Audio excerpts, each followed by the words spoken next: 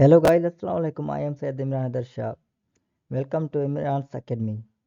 तो जो मेरे ग्रुप से आए होंगे, मैंने लिंक वहाँ पर शेयर किया है, वो तो मुझे बखूबी जानते होंगे अच्छी तरह से। लेकिन जो न्यू आए हैं मेरे चैनल पर, उनका वेलकम है मेरे चैनल पर। तो ये ख़ास फरमाइश, और मेरे जो मेंबर्स हैं ना ग्रुप के, उनकी ख़ास फरमाइश कि सर स्टडी में बहुत तकलीफ़ हो रही है, यूजेज वगैरह सिखा दें, और क्या होता है कि एमसीक्यू वगैरह की सीरीज़ बनाएं, ये कैसे होगा, फॉर्म फिल्स वगैरह ये कैसे भरें। तो मैंने सोचा कि क्यों ना यूट्यूब चैनल बनाया जाए, फिर उनके जो भी सवालात होंगे वहाँ पर उनका एक एक करके जवाब दिया जाए, और जो भी उनके डाउट्स हैं, जो भी टॉपिक्स में वो उलझ रहे हैं, उनको क्लियर किया जाए। तो एक ख़ास फरमाइश पर मेरा ही एक मेंबर है ग्रुप का, उसने कहा कि सर आर्टिकल्स क्या होते हैं और उसका यूजेज क्या है। तो उसने कहा कि सर वो सिखा देंगे मुझे। तो मैंने कहा कि ठीक है। मैंने सोचा कि अगर व्हाट्सएप पर वीडियोस बनाऊंगा तो बहुत लेंदी और मतलब अपलोड करने में भी बहुत मुश्किल हो जाएगी। तो मैंने सोचा कि क्यों ना यूट्यूब चैनल बनाया जाए, वहाँ पर उसकी भी हेल्प हो जाएगी, और जो जो हैं स्टूडेंट्स जिनको नहीं आता यूजेज ऑफ आर्टिकल्स, वो भी अपने डाउट्स क्लियर कर लेंगे। तो this is the first video of my channel. तो आज का हमारा टॉपिक है articles, usages of articles a and the. वहाँ वो हम कहाँ पर यूज़ करते हैं, उसका फुल यूजेज आज मैं आपको बताऊंगा, दिखाऊंगा बल्कि, और उसके एग्जांपल्स। इंशाल्लाह आपके सारे डाउट्स इस टॉपिक में क्लियर हो जाएंगे, और फिर आप कहीं भी नहीं फंसेंगे किसी भी एमसीक्यूज में। ठीक है, तो लेट्स बिगिनिंग द टॉपिक। तो usages of an and a. We use a and an, we need to look at the first sound of the word that follows. तो इसका मतलब है कि हम क्या देखते हैं कि ए तो आपको पता है कि सिंगुलर के साथ लगता है, ए जो वाहिद चीज़ हो उसके साथ लगता है। जो कॉन्सेप्ट उलझता है ना, वो एन में लगता है। एप्पल के साथ आपने देखा होगा कि एन एप्पल होता है। एप्पल, जब हम एप्पल लिखते हैं तो लिखते हैं एन एप्पल, एक सूफ। लेकिन जब ऑनेस्ट वगैरह आ जाता है, उसकी स्पेल तो एच से शुरू होती है, जैसे यहाँ पर है ना और, तो एच से शुरू है, फिर भी यहाँ पर एम लगाते हैं। मेजॉरिटी ऑफ स्टूडेंट्स कहते हैं कि जो यूजेज ऑफ एन होता है वो वावल्स के साथ होता है। तो जी हाँ, बिल्कुल वो ठीक है, वावल्स के साथ ही होता है। लेकिन वहाँ पर हम देखते हैं कि आगे जो है ना वावल्स ना हो फिर भी चलेगा।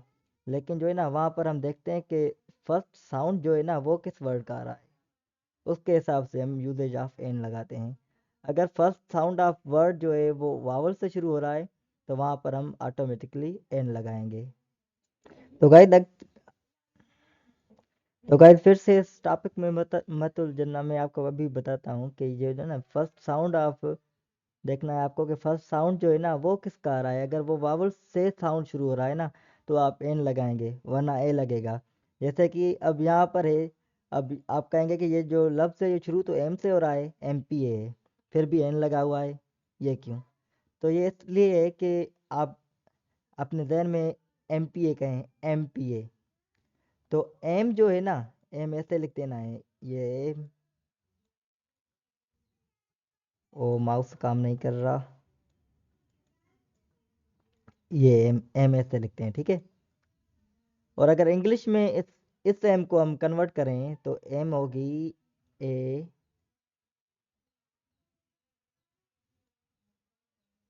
ई और एम। एम, अगर एम को हम लिखना चाहें अल्फाज में तो हम लिखेंगे एम। तो यहाँ पर जो साउंड आता है ना वो ए का आता है। यहाँ पर जो एम पी ए में साउंड है एम, तो यहाँ पर साउंड जो आ रहा है एक का आता है। और आपको पता है कि जो वावल्स हैं वो पांच हैं, ए,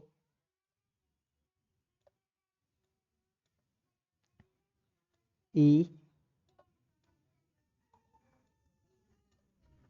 आई, ओ एंड यू, ठीक है। ए ई आई ओ यू, ये जो है ये पांच वावल्स है। अगर कोई भी लफ्ज़, कोई भी अल्फाज सिंगुलर हो और इनके आवाज़ से, इनके साउंड से स्टार्ट हो, जैसे यहाँ पर एम था, तो वहाँ पर हम एन लगाएंगे, वहाँ पर ए नहीं लगेगा। ए और एन याद कर लें, हमेशा लगते वहाँ पर हैं जहाँ पर हमें तादाद दिखाना हो, एक शो करना हो, कोई भी सिंगुलर, कोई भी एक चीज़ शो करनी हो, वो शो करते हैं। इन दोनों की माना जो है वो सेम है। ए एन वहीं पर लगता है जहाँ कोई सिंगुलर चीज़ हो, जैसे एन एम पी ए, यहाँ पर किसी एक एम पी ए की बात हो रही है, लेकिन यहाँ पर हमने एन लगाया क्योंकि एम जो है वो साउंड आ रहा है ए से, साउंड ऑफ वावल्स जहाँ पर आए वहाँ पर एन लगता है। जैसे यहाँ पर है एन आवर, यहाँ पर देखें शुरू में जो अल्फाज है वो तो कॉन्सोनेंट है, वो वावल नहीं है, वावल वो नहीं है, लेकिन फिर भी हम क्या लगाते हैं, यहाँ पर एन लगाते हैं, क्योंकि आवर एस जो है यहाँ पर साइलेंट वर्ड है, और आवर ओ से आप देखें ना, साउंड लग रहा है कि ओ से शुरू हो रहा है, तो इसलिए ओ जो है वो वावल्स में आ रहा है, इसलिए वहाँ पर हम एन लगाते हैं। अब थर्ड मिसाल में देखें, अ 1 रुपीज़ नोट, 1 रुपए का नोट। अब यहाँ पर देखें वावल से शुरुआत हो रही है, ओ आ रहा है, लेकिन फिर भी हमने यहाँ पर ए लगाया, क्योंकि वन जो है ना वो ऐसा लग रहा है जैसे डब्ल्यू से शुरू हो रहा है, वाह से शुरू हो रहा है, वाह, वन, इसलिए यहाँ पर हमने ए लगा दिया। ठीक है। Rule number 2, we use a and an before a non specific thing, person, place, etc. अगर कोई चीज़ है नॉन स्पेसिफिक है तो वहाँ पर मस्ट ए लगेगा, अगर स्पेसिफिक है, किसी हम खास चीज़ की बात कर रहे हैं, तो वहाँ पर हम एन लगाएंगे। जैसे हम बात कर रहे हैं कि अ रेस्टोरेंट, अब आपको पता होगा कि दुनिया भर में या हमारे पाकिस्तान में पता नहीं कितनी रेस्टोरेंट है, तो रेस्टोरेंट जो है ना वो कुछ लोगों को पता होगा, कुछ मेरे दोस्तों को पता होगा कि ये जो है एक कॉमन नाउन है, किसी हम स्पेसिफिक थिंग की बात नहीं कर रहे हैं। रेस्टोरेंट जो है ना बहुत सारी हो सकती है, ठीक है, ये कॉमन नाउन है। We use a and to talk about a type of things or job of person. अब देखिए यहाँ पर he is a teacher, अब टीचर जो है टी से शुरू हो रहा है और यहाँ पर कोई भी वावल्स का साउंड नहीं आ रहा, तो यहाँ पर हमने ए लगा दिया। और यहाँ देखें he is an optimistic person, अब जो ऑप्टिमिस्टिक पर्सन है, ऑप्टिमिस्टिक मीन्स होता है पर उम्मीद शख्स, ये एक पर उम्मीद शख्स है। तो यहाँ पर देख रहे थे कि ओ से शुरू हो रहा है और ओ जो है वो हमारा वावल्स है, तो वावल्स में से एक के ओ, इसलिए यहाँ पर हमने लगा दिया एन। वो use N and a while talking about time and amount, जब हम टाइम की और किसी चीज़ के अमाउंट की बात करें वहाँ पर हम लगाते हैं ए एंड ए। मसलन अगर हम वीक की बात कर रहे हैं, सिर्फ एक वीक की, वंस अ वीक, हफ्ते में एक दफ़ा, तो यहाँ पर हमने लगा दिया वंस अ वीक, हफ्ते में एक दफ़ा। अगर कह रहे हैं कि कोई चीज़ है वो 150 किलोग्राम की है, वो use a and a while talking about time and amount, etc. जैसे कि वंस अ वीक, हफ्ते में एक दफ़ा, कोई भी चीज़ अगर हम करते हैं हफ्ते में एक दफ़ा, एक हफ्ते की बात चल रही है, तो फिर वहाँ पर हमने ए लगा दिया। और क्योंकि आप सामने जो है ना आगे कोई भी वावल्स का वॉइस नहीं है, उसका कोई साउंड नहीं है, तो यहाँ पर हमने ए लगा दिया। और मसलन कोई चीज़ है वो 150 का 50 की 1 kg मिल रही है, तो कहेंगे कि मिसाल का यहाँ पर शुगर है, sugar is RS 150 kg, kilogram, KG या किलोग्राम जो भी कह लें आप, तो 1 kg ऑफ शुगर मिल रही है 150 रुपीज़ में। तो जैसा कि के ही आ रहा है किलोग्राम में और वो वॉवल्स का साउंड नहीं दे रहा, तो यहाँ पर भी हमने है ए लगा दिया। और यहाँ पर ट्वाइस अ ईयर, अब साल में 2 दफ़ा, साल में 2 दफ़ा, यहाँ पर भी जो वाई है कोई भी साउंड नहीं दे रहा वॉवल्स का, तो यहाँ पर हमने ए लगा दिया। अब बात करते हैं कि ए एंड एन कहाँ पर यूज़ नहीं करना है। तो we don't use a and an before breakfast, lunch और डिनर। ये बात आप रट्टा लगा लें कि ब्रेकफास्ट की अगर बात चल रही है, लंच की या डिनर की, वहां पर हम कोई भी ए एंड एन यूज नहीं करेंगे। Number 2, a and an is only used with countable. A and an मैंने बताया कि सिंगुलर के साथ लगती है, सिंगुलर नाउन या काउंटेबल। हाँ तो भाई कहाँ थे हम? काउंटेबल चीज़ें जहाँ पर भी हम किसी भी एक चीज़ की सिंगुलर नाउन की बात करें वहाँ पर हम ए एंड एन लगाते हैं। किसी भी एक चीज़, कोई भी एक चीज़ दिखानी हो ना, वहाँ पर हम ए एंड एन यूज़ करते हैं। ठीक है। It is not used with uncountable. जो चीज़ गिनती में ही नहीं आती, कोई आदमी गिन ही नहीं सकता, उसके लिए ए एंड एन कभी भी यूज़ नहीं हो सकती। ठीक है। Number 3, don't use any article. कोई भी आर्टिकल यूज नहीं होगा। कहाँ पर? विथ, जहाँ पर माई आए, अवर आए, यूर आए, दिस एंड दैट, इस इनमें से जो भी वर्ड है उनके साथ कोई भी आर्टिकल नहीं लगेगा। कौन कौन से? My, our, your, this and that. Okay, तो let's talk about the now.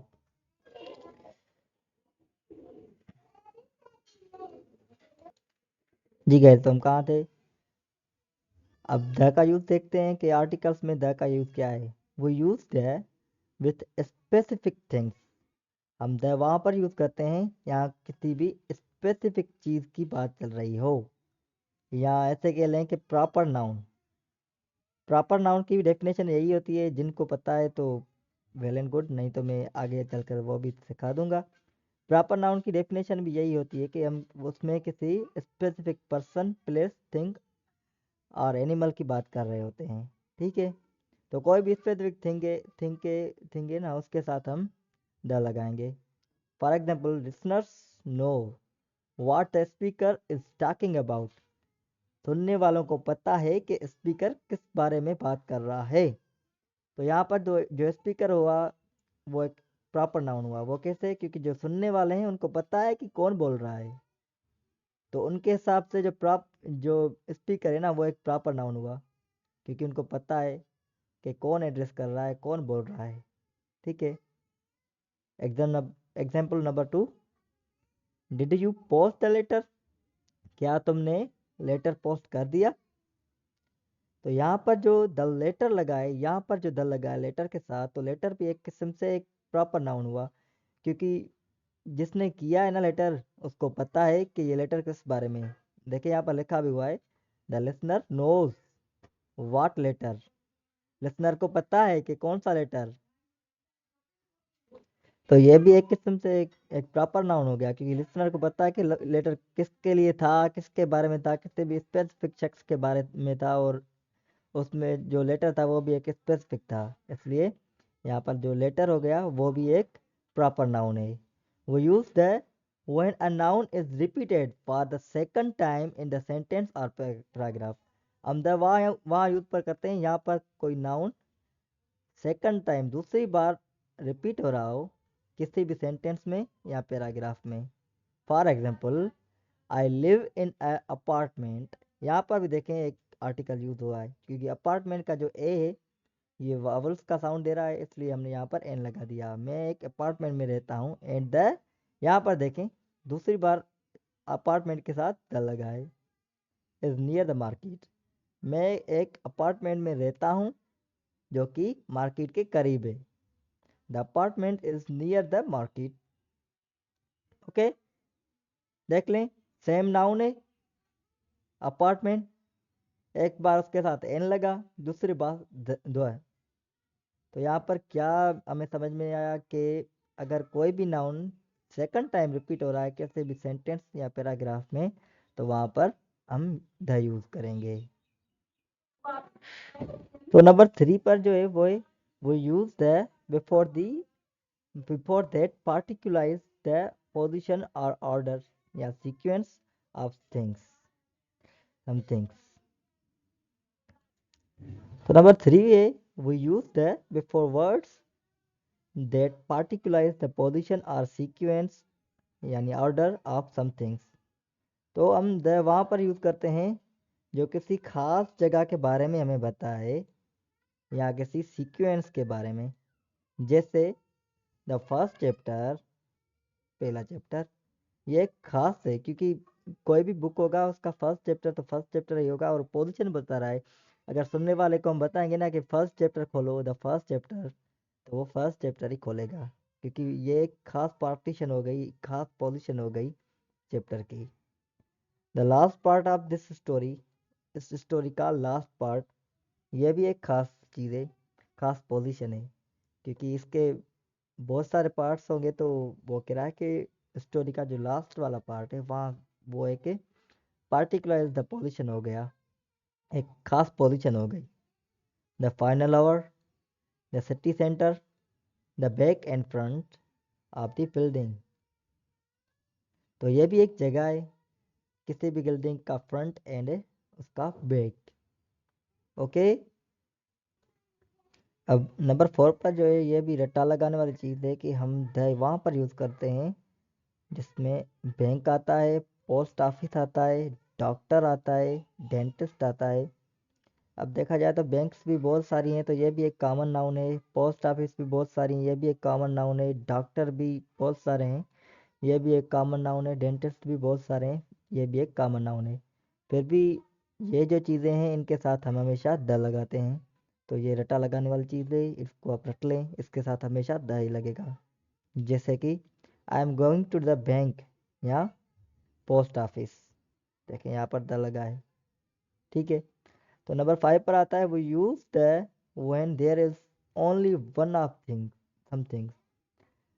हम द वहाँ पर लगाते हैं, मतलब यहाँ भी सेम ही कह रहा है कि कोई स्पेसिफिक चीज़ हो, कोई भी एक चीज़ हो। The counter.